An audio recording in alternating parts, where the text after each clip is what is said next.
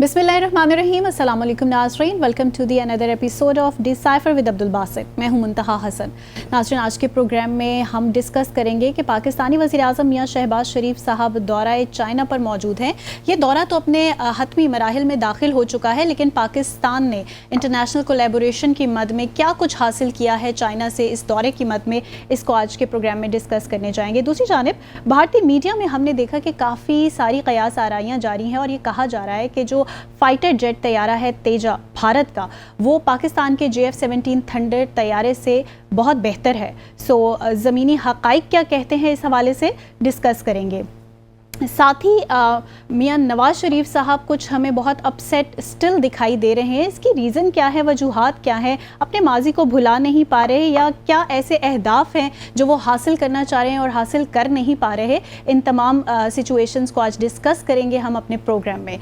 बासित साहब, welcome to the programme. और वज़ीर आज़म शहबाज शरीफ का दौरा आखिरी मराहिल में है, आप क्या उम्मीदें हैं इस दौरे से? उम्मीदें तो हर वक्त ही होती हैं, ऑलवेज हाई, और ख़ास तौर पे जब हमारे लीडर्स चाइना विज़िट करते हैं, तो क्योंकि जो हमारी दोस्ती का लेवल है वो हम सब जानते ही हैं, शहद से मीठी और कोई हिमालय से ऊंची, बिल्कुल, और समुद्रों से गहरी, बिल्कुल। तो ये विज़िट तो अहमियत इसकी है, और ये भी हकीकत है कि वज़ीर आज़म गल्फ़ कंट्रीज़ के अलावा सऊदी अरब तो वो गए ही थे, और उसके बाद UAE भी गए, लेकिन इनके अलावा पहला ये मुल्क है चीन जिसका विज़िट कर रहे हैं। और इससे ये बात बड़ी वाज़ेह हो जाती है कि चीन और पाकिस्तान के ताल्लुक़ात दोनों ममालिक के लिए कितनी अहमियत के हामिल हैं। बाज़ औक़ात मैं जब पाकिस्तानी अखबारात पढ़ता हूँ या मीडिया देखता हूँ, तो मुझे एक तासुर ये मिलता है कि जी पाकिस्तान के मफाद में है सिर्फ जो ताल्लुक़ है या ताल्लुक़ात की नोयत है, ये तासुर दुरुस्त नहीं है। देखिए, कोई भी मुल्क किसी दूसरे मुल्क के साथ ताल्लुक़ात को उसी कुछ वजूहात होती हैं, उनके अपने मफादात होते हैं जिनकी बुनियाद पे वो काम करते हैं आगे। सही। तो ये कहना गलत है कि सिर्फ पाकिस्तान के इंटरेस्ट में है। इसी तरह CPEC के बारे में मैं पढ़ता रहता हूँ, देखता रहता हूँ, तो जो हमारा है, जो लोग लिखते हैं या टेलीविज़न पे आते हैं, यही कहते रहते हैं कि जी CPEC जो है पाकिस्तान के लिए गेम चेंजर है।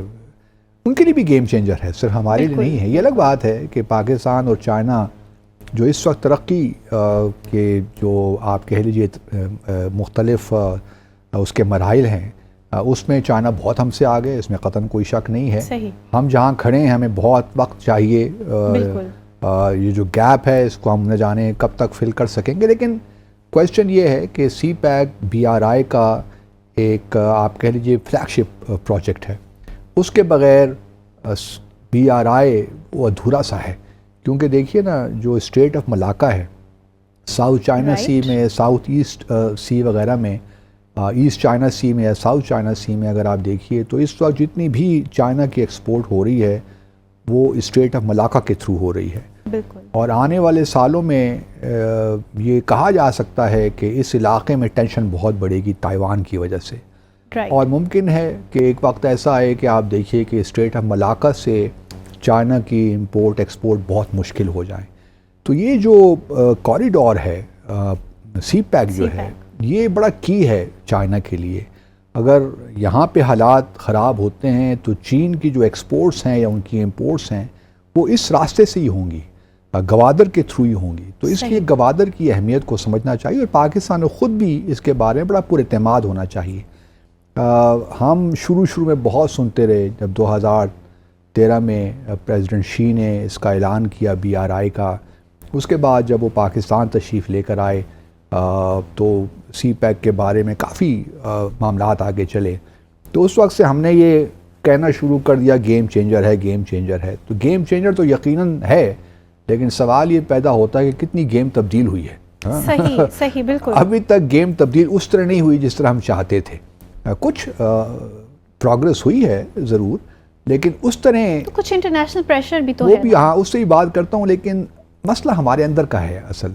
میں جانتا ہوں اور آپ بھی جانتی ہیں کہ کون کون سی قوتیں جو ہیں نہیں چاہتی کہ سی پیک آگے بڑھے. اس میں نام بھی ہم لے لیتے ہیں اور لیتے رہے ہیں. امریکہ ہے اور بھارت ہے, دونوں یہی چاہتے ہیں کہ جی سی پیک آگے نہ چلے اور کسی طریقے سے پاکستان چین کے جو اسٹریٹجک تعلقات ہیں وہ آگے نہ بڑھیں. ہم ان کے یہ گلوبل پالیٹکس کا حصہ ہے, کیونکہ اس وقت بلکہ ہم کل پرسوں دیکھ رہا تھا کسی جیک سلیون جو امریکی نیشنل سیکیورٹی ایڈوائزر ہیں, کل ان کا ایک بیان آیا ہے, کہیں وہ تقریر کر رہے تھے اور وہ کہہ رہے تھے کہ جی اب دنیا جو ہے ان کا رجحان امریکہ کی جانب دوبارہ آ رہا ہے, کیونکہ جو چائنا کی پالیسیز ہیں وہ شاید اتنی مثبت نہیں ہیں ڈیولپنگ کنٹریز کے لیے. تو صاحب آپ ایگری کرتے ہیں؟ نہیں, میں ایگری قطعاً نہیں کرتا, کیونکہ یہ تو ان کا نقطہ نظر ہے.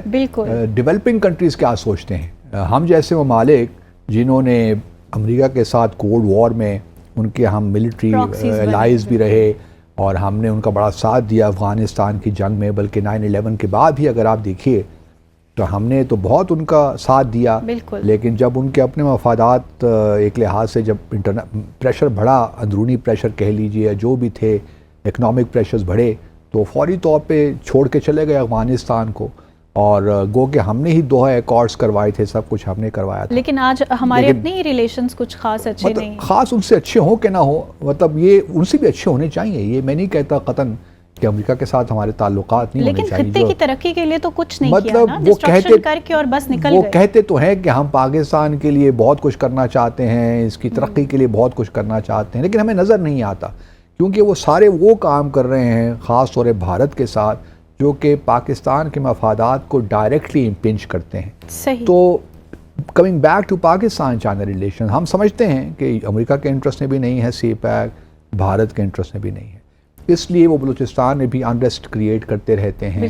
وہاں جو بھی آرگنائزیشنز ہیں, چاہے وہ BLA ہو, BRA ہو اور بہت سی ہیں, تو ان کو وہ پروموٹ بھی کرتے ہیں, اور بھارت تو خاص طور پہ یہ کام کرتا ہے, اس میں تو کوئی شک نہیں ہونا چاہیے. اب ہمارا دیکھیے معاملہ کچھ یہ ہے کہ ہمارے یہاں کیپیسٹی کا ایشو آ گیا ایکچولی, ان ٹرمز آف ہمارے جو بیوروکریٹک اسٹرکچرز ہیں ان میں یہ کیپیسٹی نہیں ہے کہ وہ چیزوں کو آگے لے کر چلیں. اگر کوئی پروجیکٹ کنسیو بھی کرتے ہیں اور تو اس کو پھر ریئلائز بھی کریں.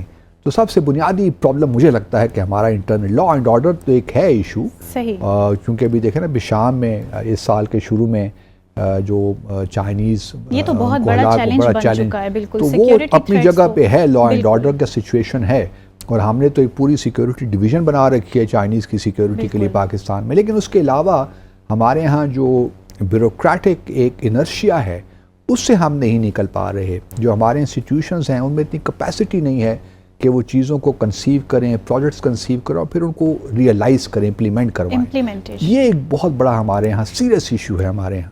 لیکن اب میں امید کرتا ہوں کہ چونکہ اب دیکھیں 23 MOUs اور ایگریمنٹ سائن ہوئے ہیں شہباز شریف صاحب کے دورے میں, اب یہ MOU سے بات تو آگے نکلنی چاہیے نا. اب دیکھیے پہلا ایک جو مرحلہ تھا اس میں یہاں تک تو ٹریڈیشنل اپروچ آ جاتی ہے نا آپ کے وزٹ کی, وہ تو وہی ہے جی کہ بس ملا جلے ملاقاتیں ہوئی, بات چیت کی, آپ نے بھی خواہش کا اظہار کیا, انہوں نے بھی خواہش کا اظہار کیا, MOUs بھی سائن ہو گئے, سی پیک کمپنیز کے CEO سے ملاقاتیں ہو گئی. نہیں, ملاقاتیں بہتر ہیں, لیکن سوال یہ پیدا ہوتا ہے کہ اب کس طرح ہم نے اس دورے سے جو ملاقاتیں ہوئی ہیں, وہاں پہ جو بات چیت ہوئی ہے, اس کو اب کس طرح ہم نے آگے لے کر چلنا ہے. اب دیکھیں اب سیکنڈ فیز میں ہم داخل ہو رہے ہیں.